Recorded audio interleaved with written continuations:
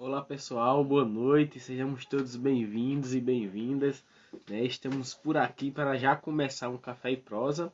Desde já eu vou convidar a nossa amiga Alexandra que vai prosear junto conosco e também o nosso amigo Luciel. Daqui a pouquinho nós estaremos com eles aqui. Eu vou chamar já a nossa companheira Alexandra para que ela possa, né, compartilhar conosco aqui. Instagram, né, como já é de costume. E já mandei o convite para ela. Ela tá chegando. Alexa chegou. Boa noite, Alexa. Seja bem-vinda. Obrigada, boa noite, gente. Sejam todos muito bem-vindos a mais um Café e Prosa. Verdade, Alexa. Desculpa aí, pessoal, o atraso. Houve alguns esquecimentos, mas enfim, cheguemos aqui. E o nosso amigo Luciel também chegou. Eu vou convidar ele, Alessandra, para a gente já começar o nosso bate-papo, né?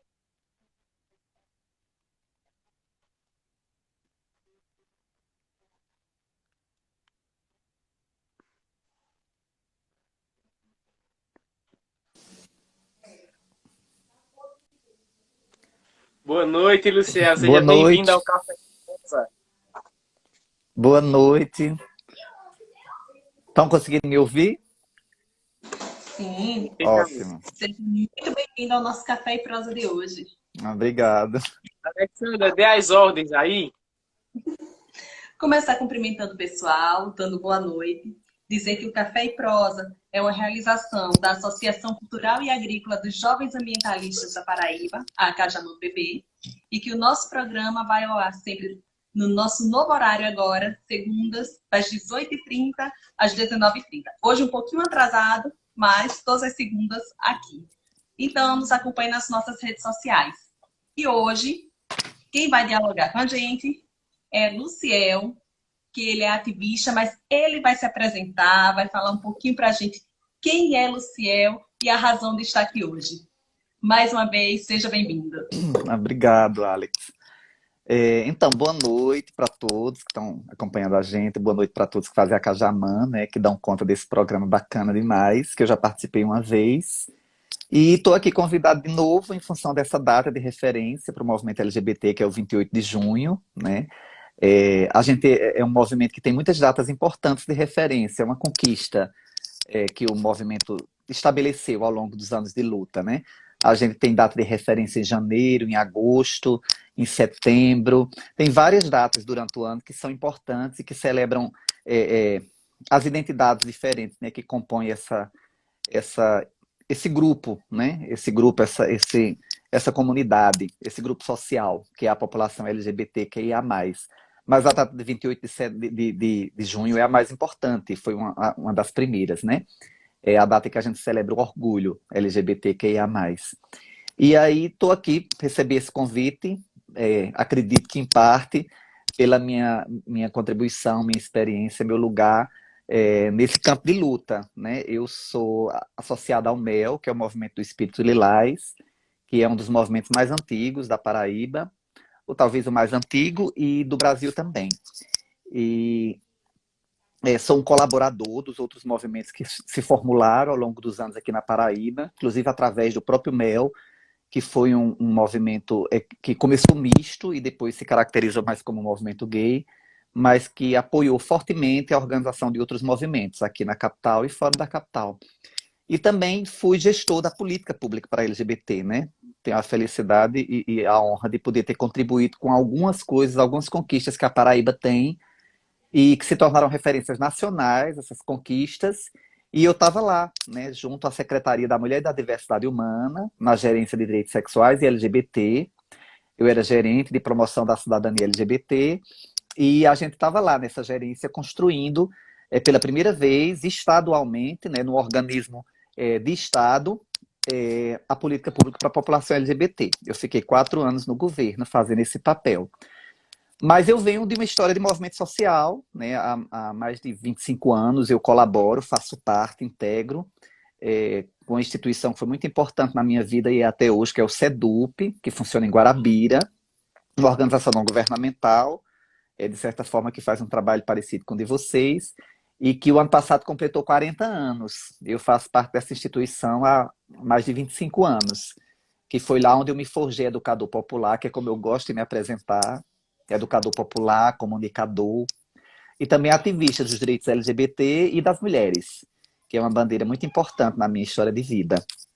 E sou essa pessoa sertanejo, recentemente formada em psicologia, né? Digo isso também com muita honra, porque tenho muito prazer de ter podido completar esse curso, mais um curso na universidade pública, na Universidade Federal da Paraíba, uma universidade incrível, pela qual eu também tenho grande admiração. Foi desses lugares que eu pisei ao longo da minha história, desde que saí do sertão, né, aos 18 anos de idade, para vir estudar aqui em João Pessoa. Naquela época, o curso de filosofia. Hoje estou formado em comunicação social e psicologia. E aqui, na luta ainda com vocês, e aonde for chamado para falar sobre o direito das mulheres, da população LGBT, das questões raciais no Brasil, né? Essa pauta dos direitos humanos é uma pauta que me dá muita alegria, né? Ao mesmo tempo de ser uma pauta sofrida, né? Sempre de muita resistência e luta, mas é uma pauta que me dá muita alegria saber que eu estou junto e faço parte, né? Colaboro com esses movimentos e com essa luta aqui no Brasil, ainda mais num momento como hoje. Absolutamente parabéns pela sua trajetória, pela sua luta.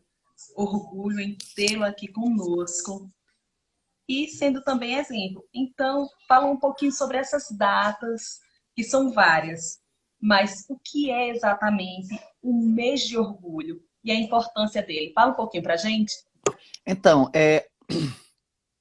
eu acredito que essa foi a primeira data de referência, né? Data de referência que a gente que eu quero que eu coloco dessa forma como data de referência é como eu chamo essas datas que nascem a partir de um marco histórico, de um momento histórico importante para uma certa categoria, classe social, grupo social, e por alguma razão a gente tenta inscrever essa data na memória e na história das pessoas e marcá-la a cada aniversário, a cada ano, para que as pessoas se lembrem de algum momento específico da nossa história, da nossa luta, e que também use essa data para celebrar vitórias e marcar a resistência na luta por mais conquistas.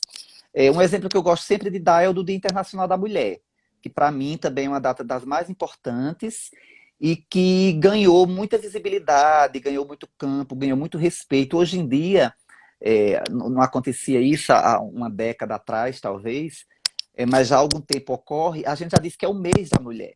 Né? A gente não diz mais apenas 8 de março, Dia Internacional da Mulher. A gente celebra o mês inteiro e diz que 8 de março, né, que acontece no mês de março, o mês da mulher. Então tem essas datas de referência que a sociedade cria, que os movimentos sociais criam, e que é um pouco isso que eu falei, né? Elas se tornam referência para a luta, se tornam referência para as celebrações das vitórias também, e se tornam um marco, uma referência para a gente estar sempre definindo quais são os próximos passos da luta, por quê e em que direção a gente precisa continuar resistindo. Então, dando o exemplo do Dia Internacional da Mulher, ou do 20 de novembro, Dia da Consciência Negra, o movimento LGBT também tem suas datas, que tem várias datas de referência. Essa é a mais importante, porque provavelmente foi a primeira, né, há mais de 50 anos atrás. Ela marca um certo momento de resistência de um movimento LGBT, principalmente gay, travesti, que aconteceu em Stonewall, nos Estados Unidos, e foi um marco da resistência à opressão. Né? A partir de uma ocupação que essa população fazia da Greenwich Village, de uma certa área de um lugar nos Estados Unidos, que era muito ocupado pela população gay, que tinha um bar, né, que era um bar LGBT. Naquela época não se usava esses termos ainda, né? Mas a gente podia dizer que era um bar gay, que era uma palavra comum que nos Estados Unidos, inclusive, se usa para homem e para mulheres também. E aí, o pessoal nesse ambiente, nesse local que agregava as pessoas que procuravam se reunir para se cuidar, se proteger, para festejar também, para se sentirem bem acolhidas, quando elas não eram bem acolhidas ou não tinham liberdade de ser como era em outros espaços da sociedade, né? Esse espaço que naquela época a gente também chamava um pouco de gueto, né? Que a população LGBT se reunia em guetos, em ambientes mais fechados, né? mais isolados do resto da sociedade, e aí existiam os bares gays, os bares GLS, a polícia começou a insistentemente oprimir as pessoas e agredir de diferentes formas as pessoas que ocupavam aquela região, aquela rua e aqueles bares, e um bar especificamente. E um certo dia a polícia atacou e prendeu, como sempre fazia, uma parte dessa população, pelos motivos mais irrisórios, até sem motivo também, né, que era comum há 50 anos atrás, como a menos do que isso também, em São Paulo era comum prender uma travesti porque era um homem vestido de mulher, e era proibido se vestir de mulher na rua, então elas tinham que andar disfarçadas, né, ou tirarem a peruca, né, ou tirarem a maquiagem, e descerem na boate para lá dentro começar a se produzir. Então esse lugar foi esse tipo de lugar que começava a agregar essa população que se identificava e procurava se unir, festejar e celebrar, e também curtir a noite e os bares. Uma certa noite, ela reagiu a esses ataques da polícia, né? E essa reação, essa revolução, essa resistência criou um marco histórico, né? Que um ano depois aconteceu a primeira parada, a primeira história que aconteceu foi a partir dessa resistência, dessa revolução, aconteceu a primeira parada LGBT, que também não tinha esse termo ainda naquela época, mas é o que a gente compreende hoje como parada LGBT+, ou LGBTQIA+. E desde então a gente celebra essa data como um momento de resistência, de orgulho, porque a gente se autoafirmou, porque a gente não se deixou mais humilhar, né, ser agredido, ser vilipendiado nos nossos direitos, e se tornou uma data importante mundialmente. Hoje, por exemplo, na Paraíba, algumas dessas datas, como o 17 de maio também, que é uma data importante para a gente, ela acaba se criando outros marcos locais. Por exemplo, um vereador ou um deputado transforma o 17 de maio, que é o dia de enfrentamento à LGBTfobia, dia internacional, aí um deputado, por exemplo, cria uma lei e esse marco se torna um marco importante localmente também. E a gente cria o Dia Estadual de Enfrentamento à LGBTfobia, o Dia Municipal, em João Pessoa, no caso, de enfrentamento à LGBTfobia, o Dia Nacional, por uma legislação nacional também. Então, por exemplo, o 27 de maio, que é outra data importante de luta, ela é dia municipal aqui em João Pessoa, é dia estadual na Paraíba, é dia nacional e é dia internacional de enfrentamento à LGBTfobia, que é o crescimento do reconhecimento da importância de celebrar essa data e de deixar ela inscrita na história de diferentes formas, né? Inclusive através de leis. Então o movimento foi criando outras datas de referência, o Dia da Visibilidade Lésbica, o Dia da Visibilidade Trans, que acontece em janeiro, a visibilidade lésbica acontece em agosto, a data da celebração da identidade bissexual acontece em setembro, mas essa data é importante para todas, né? A gente tem aí o Dia da Visibilidade Trans, o Dia da Visibilidade Lésbica, mas todos nós celebramos o 28 de junho, né? A gente tem essa data que referencia essa identidade de gênero, que é a trans, a travesti, em janeiro, né? Especificamente elas marcarem a especificidade de sua luta, mas o 28 de junho se tornou uma data importante e reconhecida mundialmente, né? A parada de São Paulo, que começou a acontecer no mês de junho, em função dessa data, como outras paradas que aconteceram no mundo inteiro, desde Stonewall, né, que foi esse bar onde aconteceu essa revolução, acabou trazendo para o Brasil a parada mais importante de todo o mundo, né? Aconteceu domingo agora, em São Paulo, acho que é a 20ª edição, não me lembro, mas já houveram muitas edições da parada LGBT de São Paulo e ela já se tornou a maior do mundo. Provavelmente o maior evento de rua do mundo, porque ela reúne 3 milhões de pessoas. A gente não tem notícia de outra causa, de outro movimento, de outra organização de luta, de outra mobilização que reúne essa quantidade de pessoas anualmente no mundo. Então a parada LGBT de São Paulo é provavelmente a referência de evento de rua e de luta, né, por direitos, que agrega o maior número de pessoas em todo o planeta, marcando a importância dessa data, do 28 de junho, que a gente está hoje aqui lembrando e trazendo conversas como essa, né? Para socializar com as pessoas essa discussão. Verdade, Luciel. E antes da gente passar para a próxima pergunta, vamos aqui já mandar um alô pro pessoal que nos acompanha, né, que nos assiste.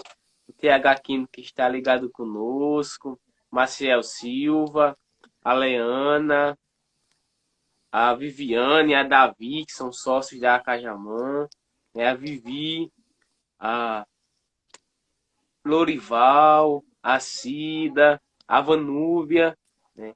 E a tantos outros que nos acompanham, que nos assistem, né? Aqui nesta noite. Luciel, o que se atualiza na pauta LGBT durante esses últimos tempos, né, que a gente está vivendo? Como é que você também tem visto todo o movimento e a luta que vem se construindo? O movimento ele vem se fortalecendo ou o movimento teve alguma queda, alguma baixa? Olha, todas essas datas de referência, eu vou voltar mais uma vez ao Dia Internacional da Mulher, pela importância que essa data tem para a minha história, inclusive pela minha história de luta pelos direitos da população LGBT.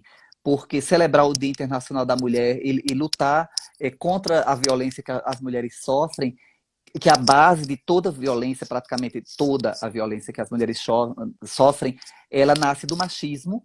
E eu tenho muita clareza que o machismo é também a fonte de toda a homofobia, LGBTfobia, lesbofobia, transfobia.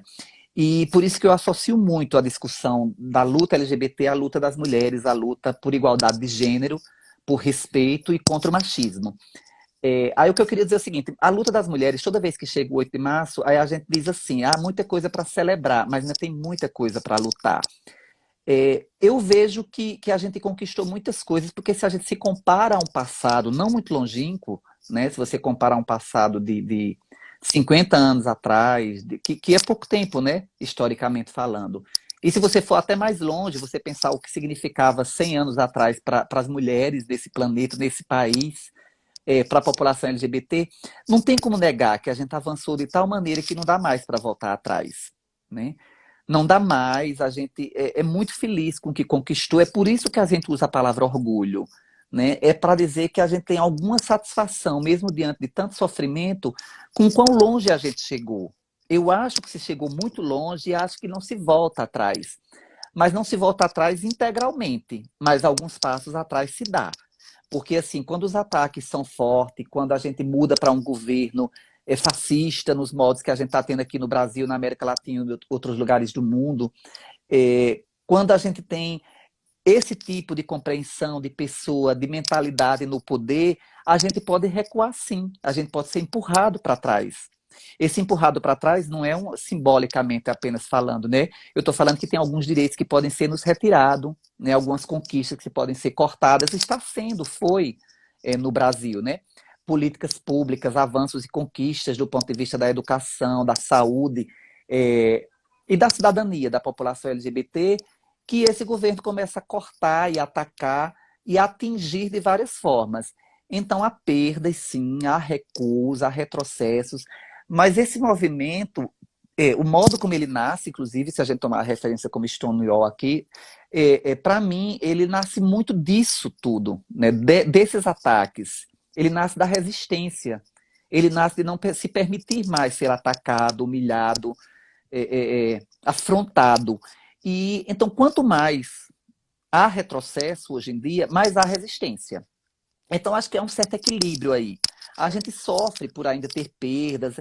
É muito bizarro, né? Não dá para dizer que a gente avançou tudo que queria avançar, nem de longe, porque é muito bizarro que algumas coisas ainda aconteçam em 2022, em alguns países do mundo. Talvez tenha alguns outros países onde isso seja menos vergonhoso, né? Mas existem algumas questões relacionadas ao direito, ao respeito básico à população LGBT de existir, se expressar, que ainda acontece, a gente sempre pensa assim, né? Em 2022 ainda acontece coisas como essa, acontece ainda muitas coisas que nos envergonham e que nos coloca numa posição de recuo, de imaginar, meu Deus, não avançamos nada. Mas isso é apenas o desânimo da hora, entendeu? Como eu acabei de falar, eu acho que avançamos sim. Eu acho que tem alguns avanços que a gente conquistou que não vai voltar mais atrás. Mas a qualquer momento pode aparecer uma força fascista, a pessoa errada no poder, e que esse poder seja usado contra nós. E eu acho que a gente está vivendo exatamente isso nesse momento. A gente tem uma força, um poder, uma compreensão de mundo, uma mentalidade. A gente tem uma política, né? A gente tem um plano, né, sendo estabelecido e organizado contra essa população e outras populações que também foram historicamente discriminadas, como os negros e as mulheres e os indígenas. Então, isso está acontecendo no país, sim. Então, a gente pode estabelecer que há recuos, Mas eu acho que a população continua firme e forte. Eu acho que a gente continua organizado, a gente continua cada dia mais sabido mesmo, sabe? É, o mundo globalizado é um desafio muito grande, ele nos atropela também, ao mesmo tempo que ele traz possibilidades de luta e da gente vencer em alguns campos. É muito estranho como o mundo está organizado atualmente através das redes sociais. Eu acho que, em parte, a gente ainda não sabe lidar com isso. E aí isso acaba depondo um pouco contra a gente. Não estar preparado para o que está acontecendo no mundo, esse avanço tecnológico, esse avanço das relações sociais através de redes, acaba deixando a gente um pouco fragilizado e às vezes sem saber como reagir com as leis sobre como somos atacados ou como somos diminuídos. Então eu acho que tem esse desafio da gente se encontrar nesse mundo modernizado, da internet, da rede social, da tecnologia, e não permitir que isso seja usado contra nós. Essa coisa do ódio, por exemplo, disseminado nas redes sociais, justamente quando ao mesmo tempo essa rede social faz avançar e visibilizar tantas mulheres lésbicas interessantes, tantos homens trans, tantas mulheres trans, tantos gays que estão aí em canais que são super concorridos, seguidos, com ideias, propagando ideias muito bacanas. A gente também tem muito ódio também dentro dessa rede, muitos ataques, e muitas pessoas que não compreendem.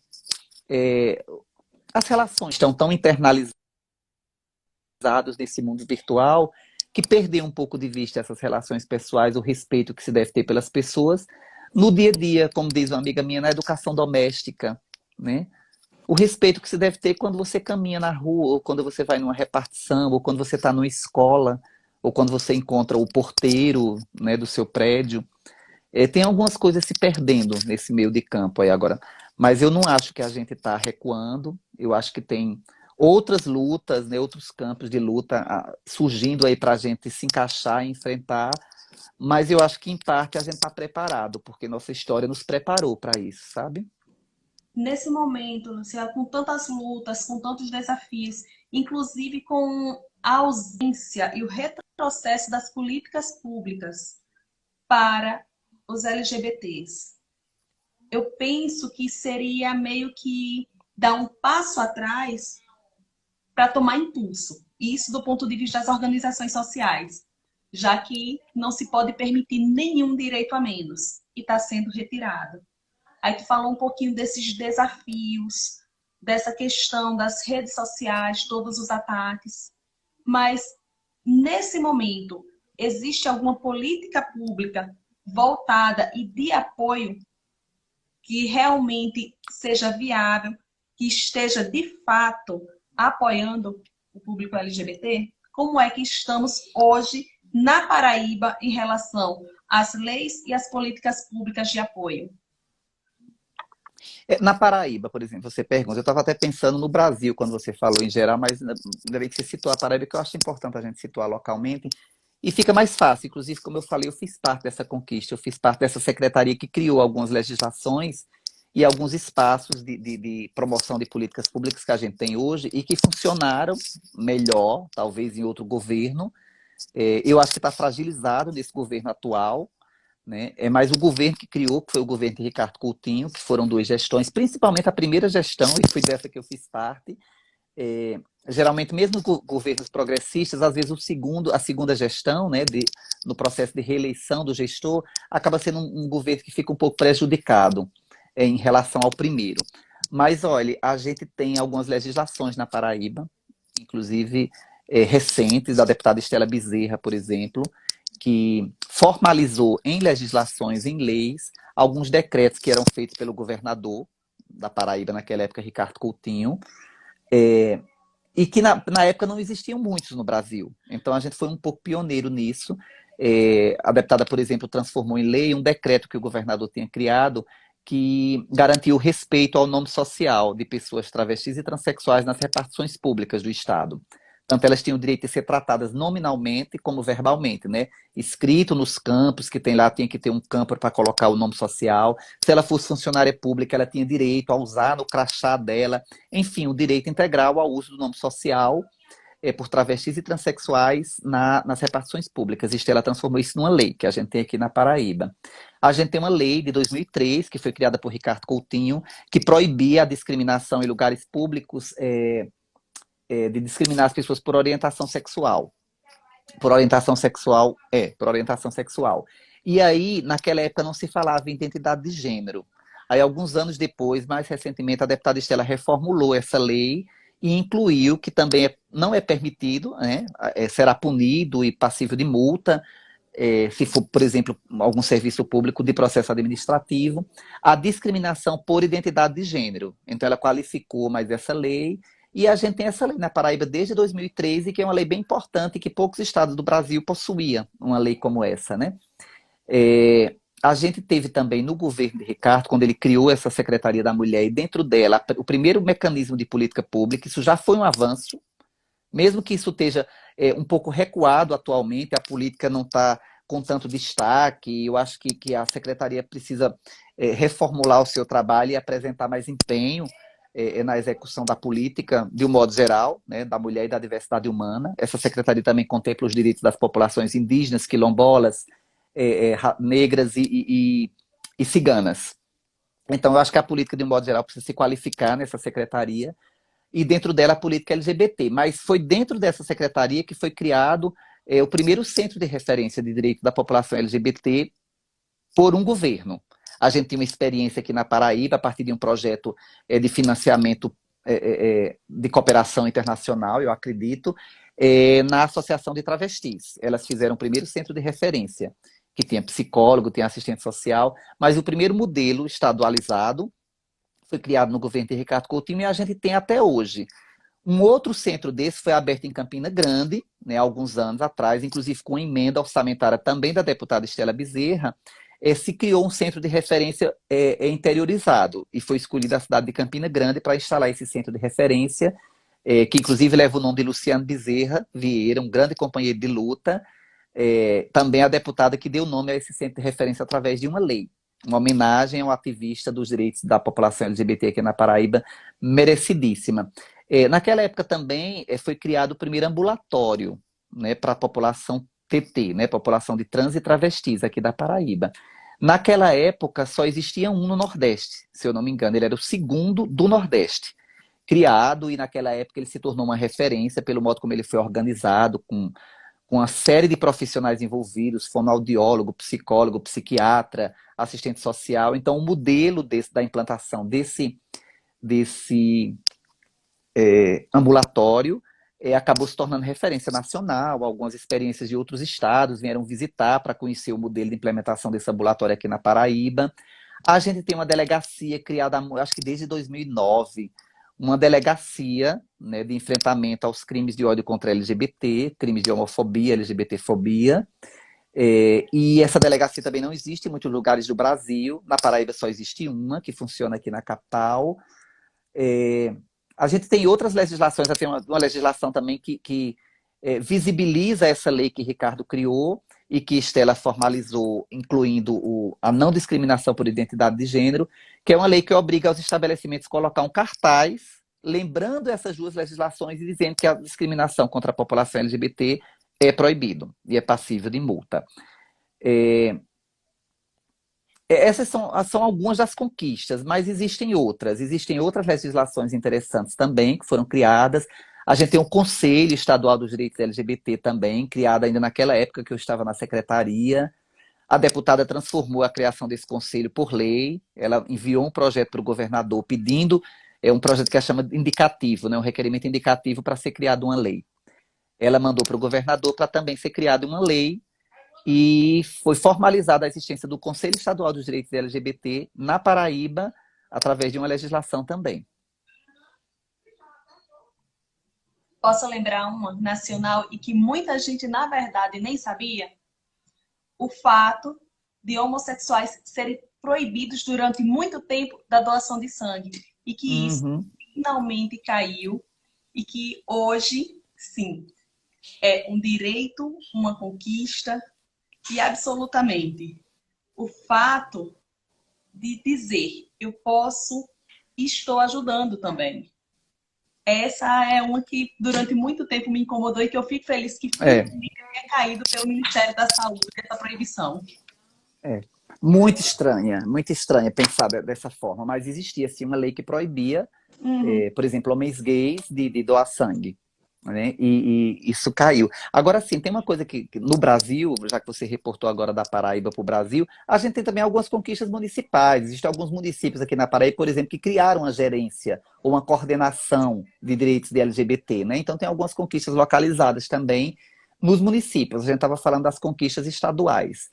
É, mas, nacionalmente, o que tem acontecido é que ainda a gente é carente de legislações, porque o poder executivo, que pode criar leis, e o próprio poder legislativo, ou seja, o Senado e o Congresso, eles não legislam muito nessa pauta. Tem algumas conquistas que a gente tem no Brasil, mas elas vieram através da justiça, do poder judiciário, né? Que também cria esse tipo de legislação e acabou beneficiando a população LGBT. Essa coisa do casamento, né, do direito à união homoafetiva.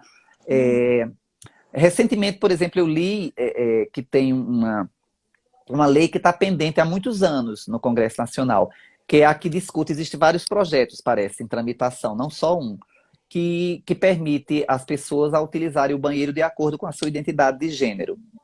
Essa é uma luta pesada, forte, antiga e aguardada pelo movimento trans, né, de pessoas trans e travestis, e que, por exemplo, não passou ainda no Congresso Nacional. E não teve um gestor público, porque o próprio presidente da República ele pode criar essa lei e enviar para o Congresso, né?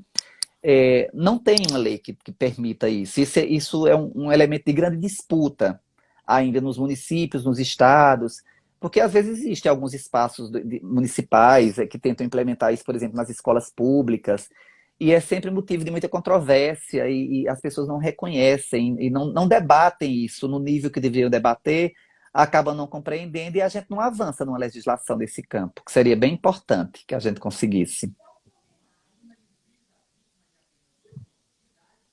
Luciel, a gente já comentou bastante sobre as legislações e tudo e mais, mas eu queria também saber como é que você está enxergando tanta violência, você falou um pouquinho no início, essa violência que acontece com a população LGBT, e se você poderia passar para nós por que dessa violência tão exacerbada que é, porque a gente vê os casos, não é simplesmente um tiro, simplesmente um... Tá, mas assim, é uma agressividade tão grande, né? São vários tiros, várias facadas, são coisas horríveis até da gente comentar.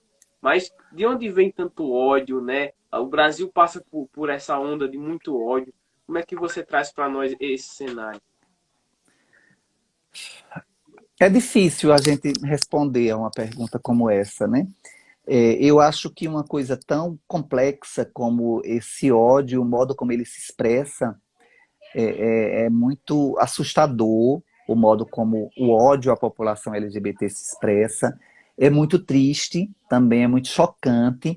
Então, uma coisa estabelecida nesses parâmetros, né, que tem toda essa força de tristeza, é, é, é, de incompreensão, de medo, de choque, ela não pode ser explicada de uma forma simples, né? Talvez exista uma resposta simples, mas eu não tenho. Eu acho que é complexo, deve ter mais de uma razão para as pessoas se expressarem dessa forma. Eu fico triste, às vezes lamento, simplesmente entristeço e lamento porque não consigo compreender, mas algumas vezes a gente consegue compreender que há muita ignorância.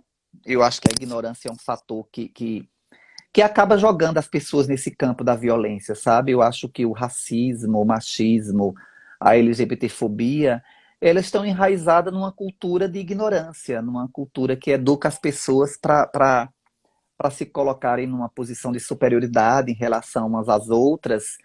E essa pessoa que se coloca numa relação superior é o homem branco, adulto, né? É, em relação às mulheres, em relação aos jovens, em relação às pessoas pretas, em relação às pessoas não hétero. Então, essa educação machista que a gente recebe, que promove a desigualdade entre as pessoas, que coloca as pessoas numa relação de superioridade umas contra as outras, porque é literalmente isso, né? Essa superioridade que se estabelece de um contra o outro na verdade, de um sobre o outro, é de um contra o outro. Então, eu acho que uma das coisas está baseada nisso, numa cultura de machismo, né? Eu acho que a gente tem muito essa história no Brasil, né? E quando a gente pensa na população negra também, é uma cultura de machismo e exploração. Então, essa cultura de machismo e exploração que coloca um sujeito num status de superioridade em relação ao outro, acaba situando ele numa relação de poder que ele acha que tem direitos sobre o outro. E é por isso que ele oprime o negro, é por isso que o homem acha que a mulher é uma propriedade dele, e é por isso que os homens acham que pode bater nos gayzinhos no meio da rua, ou nas travestis, que para eles são homens que se vestem invertidos, que se vestem de mulheres. Né? Eles se colocam numa posição de poder que a sociedade atribuiu a eles, ao homem adulto, branco, hétero, e eles acabam achando que têm direitos sobre as outras pessoas, né? E que elas são inferiores a eles. E acaba talvez se estabelecendo essa relação de ódio e violência. E aí a gente pode colocar mais ou menos no mesmo campo esse ódio contra as mulheres, né? Essa misoginia, essa violência que termina em feminicídio, esse ódio contra a população negra, sem razão nenhuma, baseada no tom da pele. Como assim? Tem uma coisa estranha aí por trás. Então, por que realmente você se acha superior e acha que pode humilhar o outro baseado na cor da pele ou no sexo, na identidade sexual, que seja? Então, eu acho que tem muito disso, né? Se tivesse que dar uma explicação única. Mas aí tem outras coisas, né? Tem a exploração, por exemplo, a gente tem nesse momento, é, no poder, uma pessoa que tem exatamente esse perfil, né? E ele ajuda a propagar essa compreensão. Né? Quando você coloca no poder uma pessoa que tem exatamente essas características, né? E ele se arvora justamente de ser homem, branco, hétero, e faz uso disso para propagar essa imagem como imagem de superioridade sobre as outras, ele está chamando outras pessoas a seguirem ele junto com essa força, com esse poder do ódio, com esse poder de superioridade sobre o outro, que oprime o outro, que rouba o direito do outro, que nega o direito do outro. E o importante da gente perceber isso é que essa coisa que eu estou falando que está enraizada na cultura não é uma coisa subjetiva e só simbólica. Ela é concreta, porque à medida que você elege e coloca no poder, e esse poder pode ser em qualquer lugar, pode ser na empresa, pode ser na escola, na direção da escola, pode ser na reitoria da universidade, pode ser no governo do estado, no governo federal. À medida que você coloca essa figura e o que ela representa no poder, outras pessoas seguem com ela. E a força dessa violência se propaga e aumenta e ganha corpo, né? É mais gente para bater, mais gente segura de que é superior às outras pessoas e que podem bater nelas, lhe retirar direitos e lhe negar direitos. E na rede social isso começou a acontecer também, eu acho que por uma razão parecida com essa. As pessoas se sentiram autorizadas a destilarem o seu ódio, baseado em sua ignorância, naturalmente, né? Porque elas acham que se, por exemplo, o presidente da República e as pessoas que o seguem, que também estão numa certa situação de poder, o ministro A ou B, se eles podem se expressar publicamente dessa forma, eu também posso. Eu também posso xingar, eu também posso rir, né? Do tom da pele do negro, do cabelo crespo do negro, da feminilidade da bichinha, né, POC de favela, né, ou do rapaz efeminado também, mesmo de classe alta. E aí as pessoas estão se sentindo autorizadas e confortáveis em destilar esse ódio, que é muito vergonhoso, mas aí é disso que se trata também. As pessoas não estão se envergonhando de serem tão cruéis. E se elas não estão fazendo isso na rede social, onde a gente podia estar usando aqui para tanta coisa boa, né? Para fazer rir, para bater papo, para escutar música, para escutar poesia, para viajar pelo mundo, para conhecer pessoas que estão muito longe, elas vão usar para isso. Elas vão usar para exercitar essa maldade. E essa maldade depois se concretiza. Ela começa com palavras, ela começa com comentários, mas termina em um suicídio. São palavras que matam, né? Termina em uma pessoa desistindo de viver. Aconteceu isso com um homem trans recentemente, que parou toda a rede social. A gente teve uma parada trans também em São Paulo, antes da parada LGBT, e estava lá a camisa sobre essa pessoa, Popovaz, que é um rapaz que se suicidou. Provavelmente outras questões estavam envolvidas na vida que ele levava e nas relações dele, enfim, com a sociedade, com a família.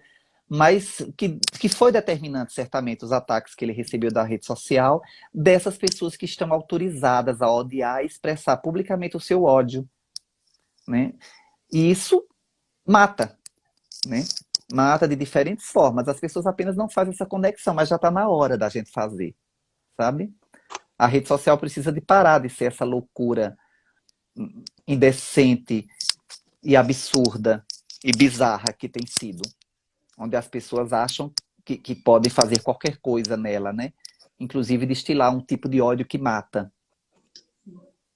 Que é, inclusive, nessa questão das redes sociais, eu queria até te perguntar como está o apoio e como está também a questão dos crimes virtuais, se a população tem procurado proteção, tem denunciado, e como está sendo, de fato, esse caminho, porque tem sido destilado muito ódio nas redes sociais, porque várias pessoas, uma grande parte delas acredita que vai passar impune, que não vão ser encontradas, mas não é terra sem lei.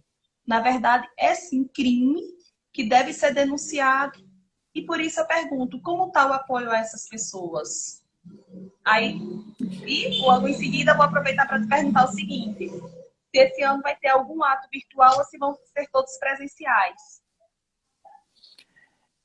Até onde eu sei, o pessoal está avançando na perspectiva de voltar a fazer os encontros presenciais, né? Eu acho que a parada LGBT, inclusive de João Pessoa, que é a maior aqui da Paraíba, a perspectiva é que ela aconteça de forma presencial. Eu não vi acontecer muito em massa, porque a gente acaba acompanhando, né? Porque a gente segue pessoas que seguem essas ideias, né? E a gente acaba passando ali na nossa linha do tempo nas redes sociais. Eu não tenho visto muito outros estados e outros municípios fazendo a parada. Acho que talvez porque muitos deles faziam em maio, em junho, em julho. E aí não foi possível fazer, porque a gente não sabia se era possível, e talvez não façam mais esse ano. Alguns, como a capital aqui de João Pessoa, a gente sempre conseguiu fazer isso, não dando certo para fazer em junho, a gente ia empurrando e fazia em julho, fazia em agosto, fazia em novembro, né? Então a gente criou esse hábito de sustentar aquela parada um a cada ano, mesmo que não fosse na data de sempre, mas eu acho que alguns municípios, para alguns estados, não é possível fazer isso. Acho que a gente vai ter esse ano ainda menos parada do que teve em 2018, né, ou 2019. Mas eu acho que elas vão voltar e já estão voltando. Depois dessa de São Paulo, que aconteceu com o público que São Paulo consegue reunir, como eu falei, né? E ela foi presencial. Eu espero, inclusive, que não haja uma rebordosa negativa em relação à Covid, porque está bem preocupante. Não vamos deixar de falar aqui para a gente voltar a se cuidar com álcool em gel e com a máscara. E a evitar, inclusive, aglomerações na medida do possível. Mesmo estando o São João aí batendo na porta, e a gente sabendo que as pessoas não vão abrir mão de experienciar finalmente um São João após 2 anos sem a gente ter essa possibilidade aqui no Nordeste. Mas está crescendo muito, né? O número de Covid. Fiquei pensando nisso quando vi a parada, fico pensando nisso quando penso aqui nos São Joões da gente aqui na Paraíba, no Nordeste. Então, a gente está voltando aos eventos presenciais. Eu não acho que vai ter ainda eventos virtuais de parada. Pode até não haver ainda presencial em alguns lugares que tinham tradição de fazer esse ano, porque talvez o pessoal não tenha dado conta de se organizar, porque até março agora a gente estava em pandemia, mas eu acho que os encontros virtuais não devem acontecer muitos mais em alguns lugares do Brasil. Qual foi a outra pergunta que você fez? Sobre essa questão de todas as Dos agressões, ataques. se Dos ataques. o apoio, se o pessoal está denunciando. E lembrar Olha, que é bem importante. É bem importante se expressar publicamente. Quando a gente fala dessa coisa que eu estava trazendo aqui, desse discurso de ódio, das pessoas se sentirem à vontade para destilar ódio, inveja, indiferença gratuitamente na internet. Teve uma matéria de um jornal aí do domingo, que passou esse jornal importante que tem aí no domingo na televisão. É uma pesquisa sobre essas pessoas que são haters, né? Chamam haters na internet. E uma delas dizendo que faz isso porque gosta, faz por pirraça. Mas você sabe que isso não é bom, que faz mal? Sei, mas eu faço, né? Então, do mesmo jeito que essas pessoas se sentem autorizadas, é preciso que a gente que é resistente, que é inteligente, que é feliz, né? Que tem caráter, que tem solidariedade, sororidade, que tem respeito pelo outro, que a gente também se expresse mais na rede. Então, eu não sei lhe dizer como é que está esse campo de denúncia, mas o que eu estou querendo dizer é que, do mesmo jeito que essa violência acontece via internet, via redes sociais, a gente precisa criar mecanismos de se defender também através dela. Às vezes não dá para esperar a legislação, porque o que é que acontece? Eu acho que tem poucas legislações do Brasil nesse campo. Talvez seja uma coisa que a gente precisa avançar.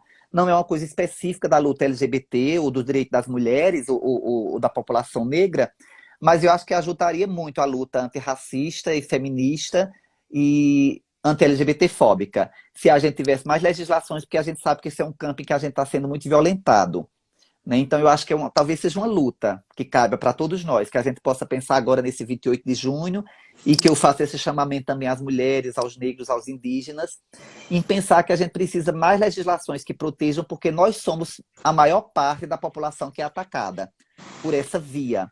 E a gente não tem muitas legislações no Brasil, né? Teve uma lei, a Lei Carolina Dickmann, que foi baseada mais nessa rede também interna, que é o próprio WhatsApp, essa rede que circula materiais, fotografias nudes, né? E foi criada uma lei que proíbe um pouco e pune esse tipo de comportamento, né? As pessoas que fazem uso disso. Mas tem gente que faz uso disso também via rede social, né? E acho que essa lei acaba pegando algumas pessoas. Mas eu acho que a gente precisa de mais leis como essa. A gente, se eu não me engano, eu não sei te informar, mas é uma coisa que quem está assistindo aqui pode buscar saber, porque eu acho que é uma informação relevante. Eu acho que a gente tem na Paraíba uma delegacia de crimes virtuais. Eu não sei como funciona exatamente, o que é que ela consegue cobrir, que medida ela consegue receber a denúncia e abrir inquérito, fazer investigação aos moldes das outras delegacias formais. Mas, se eu não me engano, a gente tem na Paraíba uma delegacia de crimes virtuais, e eu acho que esse é um outro campo que talvez precise crescer, né? Precisa ter toda uma rede, precisa ter, do mesmo jeito que existe a rede formal, né? A delegacia física. A gente precisa ter um policiamento disso, a gente precisa ter uma delegacia onde você possa denunciar, a gente precisa ter uma rede de advogados que estejam preparados para agir nesse campo, e a gente precisa ter legislações, né, que permitam que a gente tenha formas de recorrer e de reagir a esse tipo de ataque. Mas eu acho que isso é um desafio novo. Agora, eu acho que a população LGBT, à medida que é atacada, ela também consegue se defender via própria rede social, em redes de solidariedade, sabe? Eu acho que a gente acaba descobrindo quando uma mulher é atacada, quando uma população, qualquer da população LGBT, uma lésbica, um gay, uma travesti é atacada, outras pessoas vêm em socorro e acaba criando essa rede de apoio, que cria essa camada de proteção, que às vezes não é uma legislação, não acaba com uma punição contra o agressor, né? Mas acaba servindo de acolhimento e proteção contra aquela pessoa que foi violentada e está fragilizada, né? Inclusive psicologicamente, podendo inclusive se auto-violentar, né? Então acho que tem isso também. É preciso que a gente cuide dessa rede de proteção Sim, dentro das redes sociais. e há algumas poucas legislações, ainda está aqui, é verdade, mas tem algumas legislações referentes aos crimes virtuais. Como é um pouquinho extenso, depois a gente faz um programa somente para falar assim. Boa ideia. Mas é muito importante que seja, sim, denunciado. Desde as ameaças, desde realmente essa difamação, a divulgação de dados. Tem uma série de crimes que eles devem, sim, e não permitir essa impunidade que muitos acreditam que tem por estar escondido atrás de uma rede social. Isso é muito importante. Então, eu acredito, de fato, que fortalecer o conhecimento, fortalecer a denúncia e também as redes de apoio. Em uma outra ocasião, a gente vai falar um pouquinho mais, já que é bem... Boa ideia. E agora eu vou jogar para Dudu, para ele falar um pouquinho também, que ele está com algumas perguntas. Não é nem tanto perguntas, Alex, a gente já está aí chegando nos nossos horários, mas tem os comentários do pessoal que a gente tem que ler, né? Senão o pessoal fica triste. Aí quando for na segunda-feira que vem, o pessoal não vai nos assistir mais. Não volta, né? Vamos voltar, gente, a acompanhar o programa sempre. Tô vendo aqui também alguns companheiros aqui, a Paloma, que acabou de entrar. Eu vi o João Crispim também, que é um homem trans, ativista da população de trans aqui na Paraíba. O Sedup também, alguém entrou através do canal do Sedup. Meus cumprimentos, meu beijo, meu abraço àquele povo que eu amo, aquela cidade, aquela luta estabelecida lá na região. O Kleber Ferreira também entrou lá no início. Você conhece, que ele é daí do MEA, do Movimento MEA. Eu conheci ele no Conselho de Políticas Públicas. Um cara muito bacana, um amigo seu grande. Manda um cheiro para você aqui no site. A Brena Pereira, que assiste conosco, desse programa maravilhoso. Brena, que já participou conosco aqui. tantas outras pessoas, né, que nos acompanham aqui, como Cida, a Fátima, a Paloma, a Fátima Mello, o Tiago Silva. Tem um comentário aqui que eu queria ler, tô só querendo é, encontrar o que com essa Minha nova irmã acabou de entrar também atualização. aí, viu? Foi lá um João cheiro para Crispim ela. dando.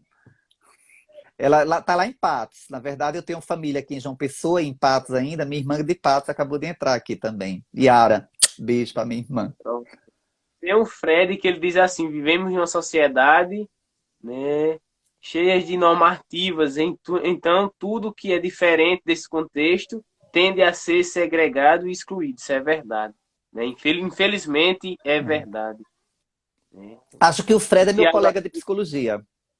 acho que sim. O Tiago aqui traz, né, muito importante essa prosa de hoje e tantas outras pessoas que já passaram. Luciano, você falava muito da questão da legislação. Fala para nós o quanto é importante ter alguém da causa LGBT, ter alguém LGBT dentro das câmaras municipais, dentro das assembleias, dentro da Câmara Federal, no Poder Executivo, coisa que a gente vê muito pouco, infelizmente. Né? Infelizmente a gente vê muito pouco.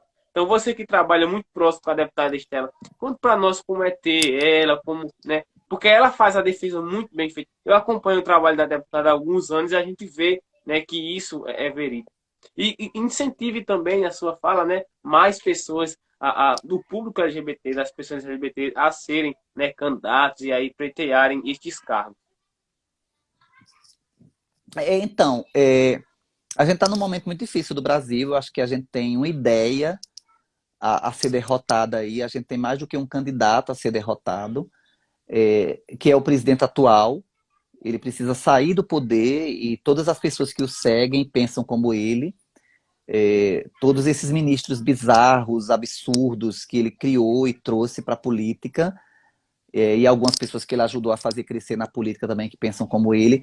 Ele é mais do que uma pessoa no poder, ele é uma ideia, ele é uma concepção de mundo que precisa ser derrotada, que precisa ser negada. A maioria da população brasileira precisa dizer que não concorda com esse tipo de comportamento, com esse tipo de ideia, com esse tipo de atitude, com esse tipo de construção. Acho que a construção é quase um elogio, falar do governo dele e usar a palavra construção, porque a maior parte é de fazer coisa nenhuma, e quando está fazendo é desconstrução. Desconstrução e destruição. Então a gente tem uma ideia que precisa ser derrotada, e ela vai ser derrotada nas urnas, né? Ela não foi derrotada ao longo do governo dele, ele não saiu do poder, como a presidenta Dilma, que foi retirada à força do poder de uma forma usurpada, né? Mas aí tem uma ideia a ser derrotada. Pessoas seguiram com ele, pessoas acreditaram no que ele está fazendo. Isso tomou o poder no Brasil, ocupou um certo campo que a gente precisa negar, né? A gente precisa demonstrar que a gente discorda dele. E aí existem outros projetos, né? Existe o projeto da esquerda brasileira, que está se propondo a retomar essa reconstrução do Brasil. E é muito importante que a gente entenda que pessoas como o perfil de Estela e outras pessoas como o perfil dela, ela está se candidatando agora, ela é pré-candidata a deputada federal, né? Então, para a construção desse governo de esquerda que a gente está querendo, a gente não precisa só mudar a presidência do Brasil, a gente precisa mudar o Congresso Nacional, a gente precisa ter outras senadoras, outras deputadas, deputados e deputadas, né? A gente tem um grupo de mulheres trans se reunindo para tentar ocupar o espaço na Câmara Federal.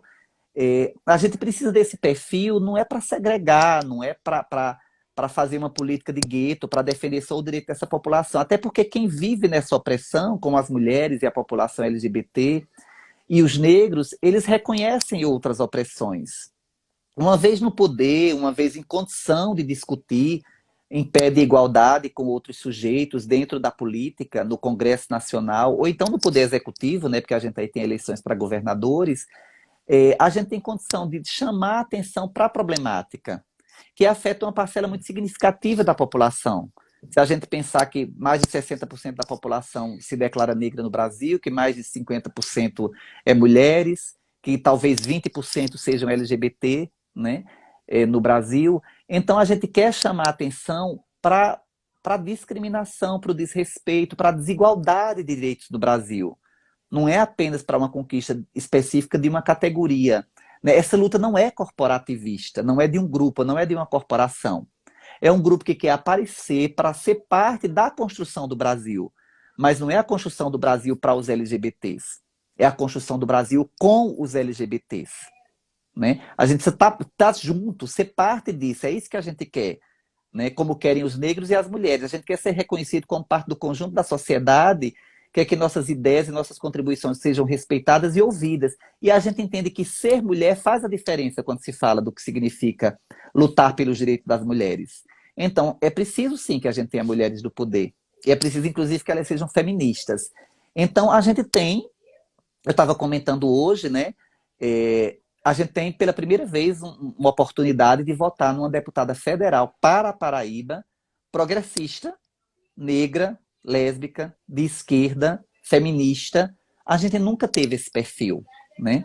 E, por exemplo, se o presidente Lula conseguir um Congresso, um Senado mais equitativo e com mais representações de esquerdas, ter uma figura como Estela ao lado dele, né, na luta, na reconstrução que vai precisar se fazer do Brasil a partir do Congresso Nacional e da Presidência da República, é muito importante. Eu nunca tive a oportunidade de votar para deputada federal, na Paraíba, desde sempre, numa mulher feminista.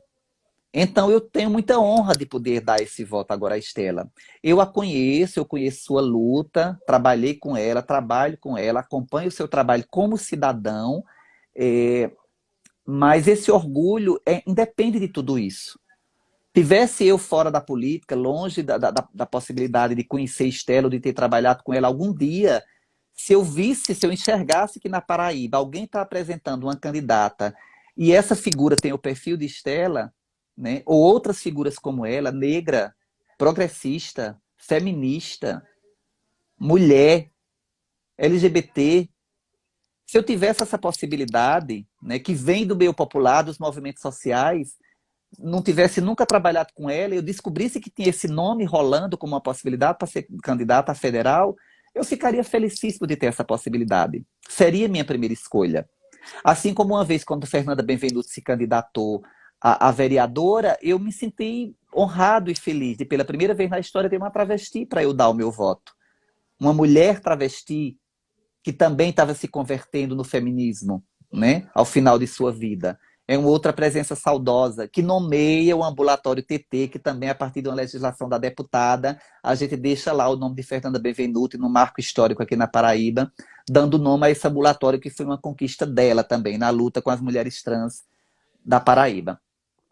Então, a gente precisa abrir os olhos para essas possibilidades, rever o nosso voto, em quem é que a gente votou antes, mesmo tendo sido boas experiências também, a gente tem uma experiência nova. Estela também é uma mulher relativamente jovem na política e tem uma força, uma garra muito grande.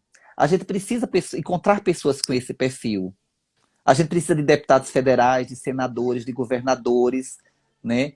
Nas próximas eleições, de vereadoras que tenham esse perfil progressista, de esquerda, que tem essa leitura da sociedade, que consegue perceber as opressões e as desigualdades na sociedade para levar isso para a política, para transformar isso em mudança, transformar isso em lei, transformar isso em demanda. Essa população precisa disso. Eu sei porque estou no meio dela, né? Então, é esse estar no meio eu acho que ela está no meio desse povo, do povo negro, do povo LGBT, das mulheres, e me orgulha essa escolha, essa possibilidade, me honra muito. E eu espero que a gente tenha outros nomes feministas como o dela, outras mulheres. Meu voto sempre foi das mulheres, né? Eu votei em homens sempre quando eu não pude ter uma escolha feminina, mas esse agora não é qualquer voto. É um voto de uma mulher negra que defende a causa das mulheres negras, lésbicas, feministas, e a gente precisa ficar atento a perfis como o dela, nas próximas eleições e nessa.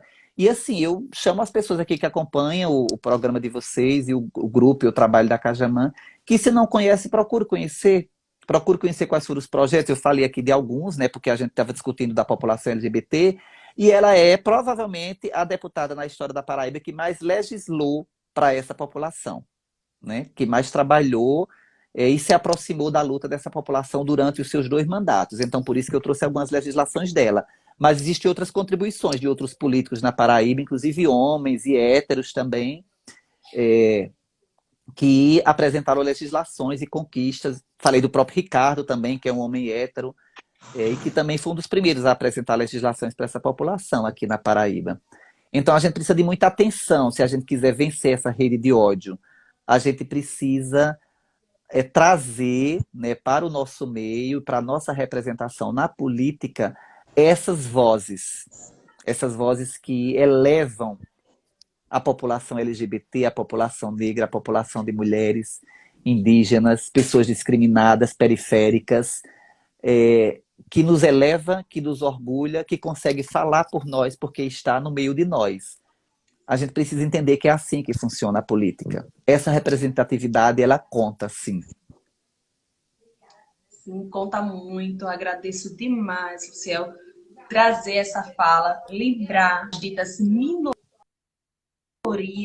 mas que, na verdade, somos em absoluta A maioria. maioria.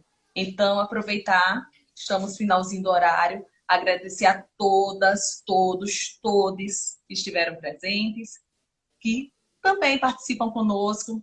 Espero vê-las semana que vem, em outras ocasiões também. E lembrar, mais uma vez, como o Luciano também falou, legislativo, mais do que apenas presidente, mas também as eleições como um todo, Congresso, Senado, nós temos, de fato, que articular para reconstruir a democracia, reconstruir o nosso país. Então, gratidão e deixo para ti a despedida. Em seguida, Dudu, beijo, gente. Beijo para Dora, que está aí, falou várias vezes no chat, conversando. Beijo, acho para ela foi de beijos. Obrigado, Dora, né, pelas suas mensagens todas. Minha irmã Isabel, que está aqui em casa comigo também, que acabou de entrar, minha segunda irmã. E Dudu e Alex, né, agradecer a vocês também por essa oportunidade de usar a rede social dessa forma, né, para a gente se escutar, para a gente trazer mensagens de longe, das periferias dos pequenos municípios do Brasil, para a gente levar temas como esse mais longe, porque a rede social acaba alcançando distâncias que a gente não conseguiria alcançar no passado distante, né? E tentar propagar essa linguagem, essa cultura, essa identidade para mais pessoas, né? Passar essa mensagem que é uma mensagem de paz ao mesmo tempo, né? Uma mensagem de união, de afirmação das identidades, de respeito às pessoas. Essa cobrança que a gente faz, essa luta, essa bandeira que a gente levanta, é uma bandeira da igualdade, é uma bandeira da união, é uma bandeira de respeito, é uma bandeira que, no final das contas, funciona como um elemento de propagação e promoção da paz. O que a gente quer é que as pessoas sejam mais respeitadas, menos violentadas, que tudo que a gente tem, né, possa ser dividido em sociedade e se inclui os nossos direitos, né? Então, se essas pessoas não estão acessando certos direitos, que esses direitos possam chegar a essas pessoas, né? Que elas possam usufruir um pouco do que a gente já tem, né, no nosso lugar de privilégio. E não é uma cultura de violência, nem de ataques, nem de ódio. É uma cultura de promoção do amor, de promoção da igualdade, de reconhecimento que somos todos iguais, né? E que isso precisa estar representado nos direitos que são garantidos para a gente em sociedade através da política. E por isso que a importância do voto. A população LGBTQIA+, é essa luta. É a luta pela igualdade, pelo respeito, pela promoção da paz, porque é uma luta que coloca todas as pessoas como iguais, né, diante umas das outras, sobretudo. E promover esse respeito, promover essa união e promover essa distribuição de direitos é promover a paz em um mundo melhor e mais justo, né? E Antônio Nascimento aqui também, amigo de longa data, deve estar entrando aí direto de Salvador também, acompanhando a gente aqui no nosso finalzinho de conversa. Então, obrigado também, Dudu e Alex. Usem mais esse canal para propagar essas ideias. E eu desejo que vocês cresçam bastante em função disso, das coisas boas que vocês estão trazendo através da Cajamã e dessa prosa aqui. A gente aqui agradece, Lúcia, a sua participação, a todos que nos acompanharam nesta noite de hoje. E dizer a você que é do Curimataú paraibano, né, ali de Frei Martinho, Cuité, que a gente vai ter uma escola de formação, né, escola de formação LGBTQIA+, né, em homenagem à nossa amiga Fernanda Benvenuto. Teremos um encontro em julho, um encontro em agosto e um encontro em setembro. E o nosso amigo Luciel vai estar debatendo conosco, né, nessa escola de formação. Então você entre em contato aqui pelo Instagram da Cajamã, com o Bruno Juan, com o vereador Jonathan Fonteles, lá de Frei Martinho, né, do Esterro Oliveira, e a gente vai ter as informações de como você fazer sua inscrição, de como vai acontecer. Então, sinta-se já com você convidado, você que é dessa região, né, do Curimataú. Luciel, um grande abraço, meu querido. Alexandre, um grande cheiro. Né? Até o próximo, a próxima segunda-feira. Luciel, mais uma vez, muito obrigado. Né? A gente ainda não tem a data de julho, mas a gente está programando e assim que a gente tiver a data, a gente já circula para que o povo para ficar sabendo, viu, Graça? Pode ter certeza, querido. Então, pessoal, boa noite, um cheiro, um grande abraço Boa e noite até o também para vocês todos. Tô aqui às ordens. Tchau. Obrigado. Tchau. Tchau, Ale. Tchau, Alex.